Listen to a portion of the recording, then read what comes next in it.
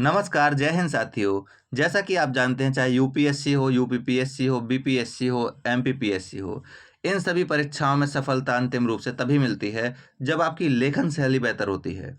और इसी बात को ध्यान में रखते हुए हम यहाँ प्रयास करने जा रहे हैं, कुछ विद्यार्थियों के द्वारा जो आंसर लिखे हुए हैं उनको यहाँ चेक करेंगे और चेक करने के दौरान ये भी आपको बताएंगे कि कहाँ पर कौन सी चीज़ नहीं होनी चाहिए थी या फिर कोई भी चीज़ कहाँ पर और हम एक्स्ट्रा ऐड कर सकते हैं, ताकि आपके आंसर लेखन में वो सुधार आ सके, वो निखार आ सके, जो आपको इस परीक्षा में अच्छे अंक प्राप्त कराने के लिए आवश्यक होता है। और किसी दिन हम ये भी डिस्कस करेंगे कि बेसिकली मेंस में आपके आंसर के अंतर्गत क्या-क्या चीज़ें होनी चाहिए। क्योंकि बहुत सारे लोगों को ये भी लगता है कि नहीं, बहुत ज़्यादा लिखेंगे तो नंबर मिलेंगे। ऐसा नहीं है। सबसे ज़रूरी चीज़ होती है कि जो कुछ पूछा गया है, आपने उतना लिखा या नहीं। उससे ज़्यादा लिखने की आपको कोई आवश्यकता नहीं है। और आप लिखते भी हैं तो उस अनावश्यक चीज़ों का आपको नंबर नहीं मिलेगा। तो चलिए पढ़ते हैं, सबसे पहले हम प्रश्न पढ़ते हैं। प्रश्न दिया हुआ है, हमारी संवैधानिक विशेषताओं में से एक द्विसदनात्मक व्यवस्था है। द्विसदनात्मक व्यवस्था से संबंधित संवैधानिक विकासक्रम को समझाइए। तो सबसे ज़रूरी होता है कि प्रश्न जो पूछा गया है उसको समझने का प्रयास कीजिए, क्योंकि कहते हैं कि सवाल के अंदर ही जवाब छिपा होता है। कि और जिस व्यक्ति ने सवाल को या प्रश्न को जितने बेहतर ढंग से समझ लिया, उतने ही बेहतर तरीके से उसको आंसर देना आ जाएगा। जैसे यहाँ पूछा, हमारी संवैधानिक विशेषताओं में से एक द्विसदनात्मक व्यवस्था है। तो आपको पता है कि हमारे संविधान में आप देखेंगे तो द्विसदनात्मक व्यवस्था का प्रावधान किया गया है। द्विसदनात्मक यानी कि हमारे राज्यसभा है, लोकसभा है। तो ये तो उसने कह ही दिया कि हमारे संविधान की विशेषताओं में से एक द्विसदनात्मक व्यवस्था है। आगे पूछा है कि द्विसदनात्मक व्यवस्था से संबंधित संवैधानिक विकासक्रम को समझाइए। तो आपको पता है कि 1773 का जो रेगुलेटिंग एक्ट था, तब से लेकर 1947 तक अनेक अधिनियम आए और ये अधिनियम हमारे संविधान के निर्माण में बहुत महत्वपूर्ण रहे, क्योंकि बहुत सारे प्रावधान इन्हीं अधिनियमों से प्रेरित थे। यही पूछा है कि कौन-कौन से ऐसे अधिनियम थे जिनका हमारे संविधान में जो द्विसदनात्मक व्यवस्था है, इस पर प्रभाव पड़ा, ये आपको बताना है। तो यानी कि आपके दिमाग में तुरंत आ जाना चाहिए कि राज्यसभा और लोकसभा का कॉन्सेप्ट किस अधिनियम से शुरू हुआ, धीरे-धीरे इसमें राज्यसभा, लोकसभा में सीटों की संख्या कैसे बढ़ाई गई। हमको यहाँ पर ये सारी बातें यहाँ लिखनी हैं। तो चलिए हम शुरू करते हैं चेक करना। जैसे कि इन्होंने लिखा हुआ, सबसे पहले इन्होंने लिखा है कि संघीय राज्य व्यवस्था और संसदीय राज्य व्यवस्था के अंतर्गत द्विसदनीय व्यवस्था होती है।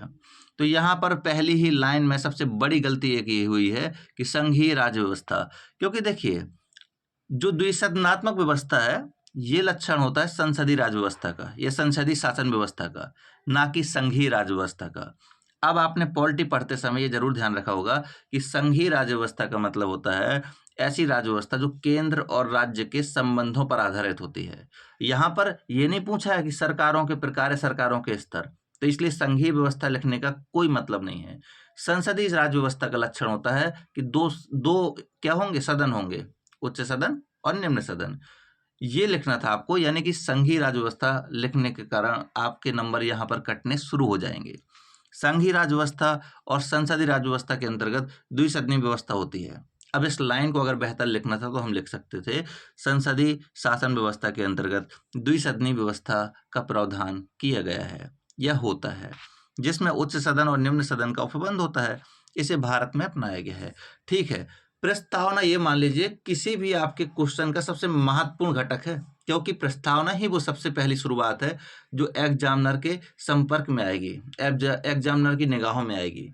इसलिए हमेशा ध्यान रखिए कि प्रस्तावना को इस प्रकार से लिखिए कि पढ़ने वाले के दिमाग में ये रहे कि नहीं, मुझे इसका आंसर पूरा पढ़ना है। ऐसा कुछ कीजिए, जैसे इसी को लिख सकते थे कि संसदीय शासन व्यवस्था की प्रमुख विशेषताओं में एक विशेषता द्विसदनीय व्यवस्था होती है और भारत ने ब्रिटिश प्रणाली को अपनाते हुए द्विसदनीय व्यवस्था का प्रावधान किया है और हमारी द्विसदनीय व्यवस्था में ब्रिटिश द्वारा पारित अधिनियम स्पष्ट रूप से परिलक्षित होते हैं।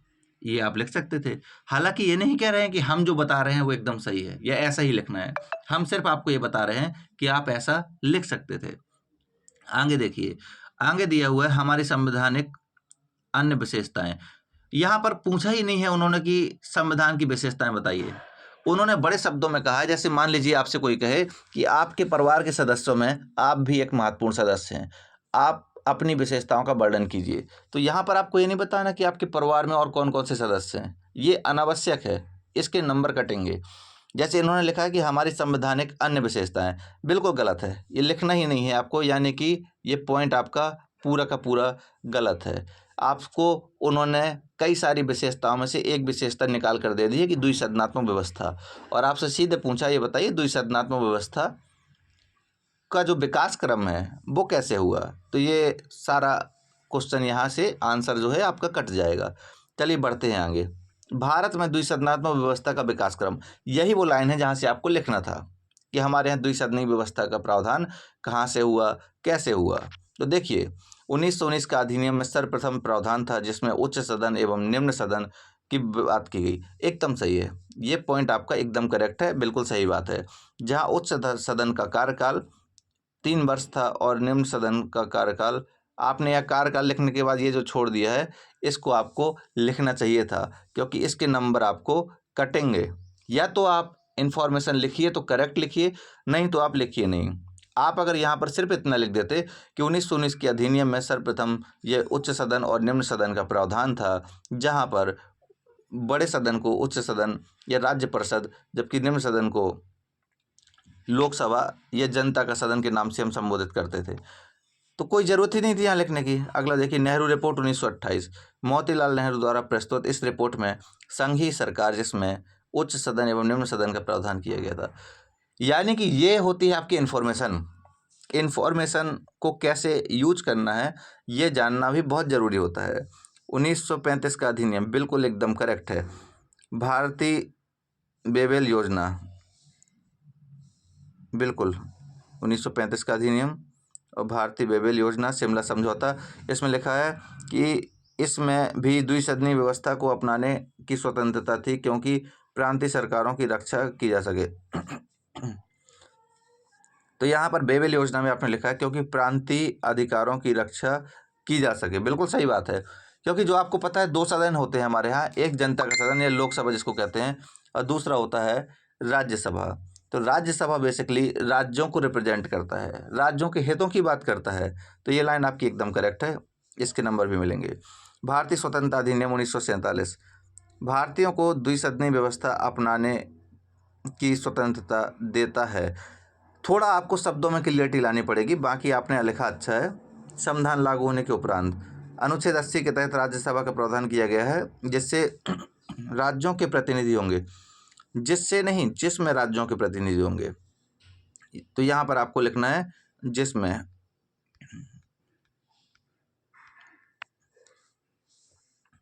जिनका चुनाव एकल संक्रमणी गुप्त, तो आपको यहाँ देखिए आपने यही गलती करते हैं, यहाँ पर जिनका चुनाव, या तो पूरा लिखिए, आपने वहाँ पर भी लाइन खींची हुई है, पॉइंट बना है, उसके नीचे भी पॉइंट बना दिया है। तो पॉइंट जब आप बना देते हैं तो इसका मतलब होता है कि ये अगला पॉइंट है, अगली बात जो आप कहना चाह रहे हैं। जैसे आपने लिखा जिनका चुनाव एकल संक्रमणी गुप्त प्रणाली, अब प्रणाली आपने लिखा है तो यहाँ पर ये पॉइंट अनावश्यक है, इसकी कोई ज़रूरत नहीं थी। के तहत अनुपातिक प्रतिनिधित्व के तहत होता है। शब्दों का चयन बड़े ध्यान से कीजिए, लेखन इस प्रकार से हो कि उसमें एक सहजता हो। जैसे आपको इस लाइन को लिखना चाहिए था, जिनका चुनाव एकल संक्रमणी गुप्त मतदान पद्धति के तहत अनुपातिक प्रतिनिधित्व के द्वारा होता है। के तहत जब 2 बार आ गया है तो पढ़ने वाले को इसमें उलझन महसूस हो सकती है। अप्रत्यक्ष एवं वयस्क मताधिकार के आधार पर किया जाता था।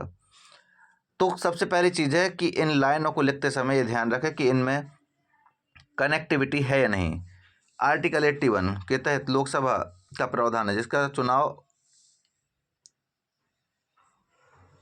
अग्रता ही विजेता, ठीक है, जिसको हम कहते हैं पहले आओ पहले पाओ के आधार पर होता है।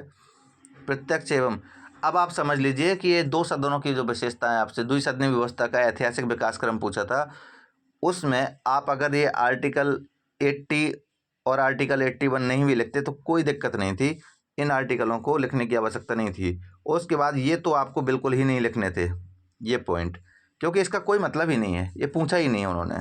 तो एक बार फिर से क्वेश्चन की ओर चलते हैं। उन्होंने ये विकास क्रम को समझाइए, तो सिर्फ विकास क्रम को समझाना था आपको।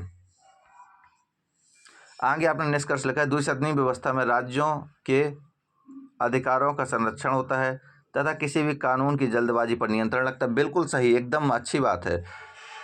निष्कर्ष आपका अच्छा है, बहुत ही अच्छा है। तो निष्कर्ष आपका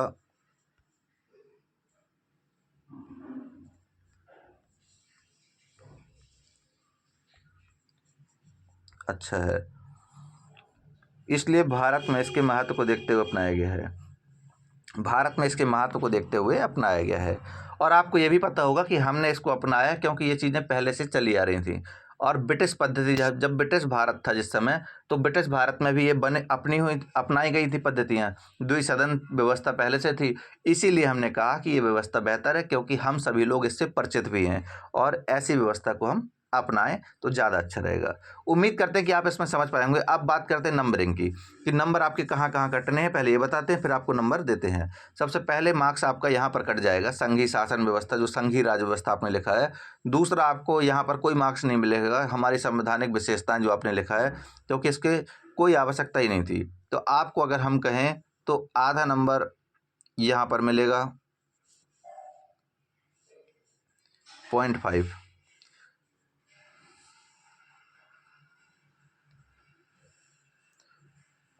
और द्विसदनीय व्यवस्था, यहाँ पर आपको नंबर मिलेंगे, द्विसदनीय व्यवस्था की विशेषताएं।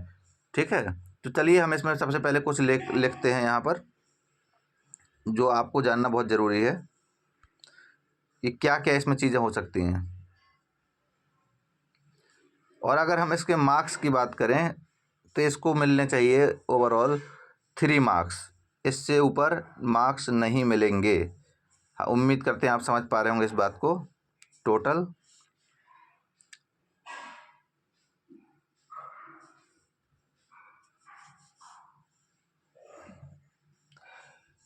तो चलिए मिलते हैं फिर अगले क्वेश्चन में। उम्मीद करते हैं आप इस बात को समझ पा रहे होंगे कि किस प्रकार से बारीकियों को ध्यान में रखा जाता है।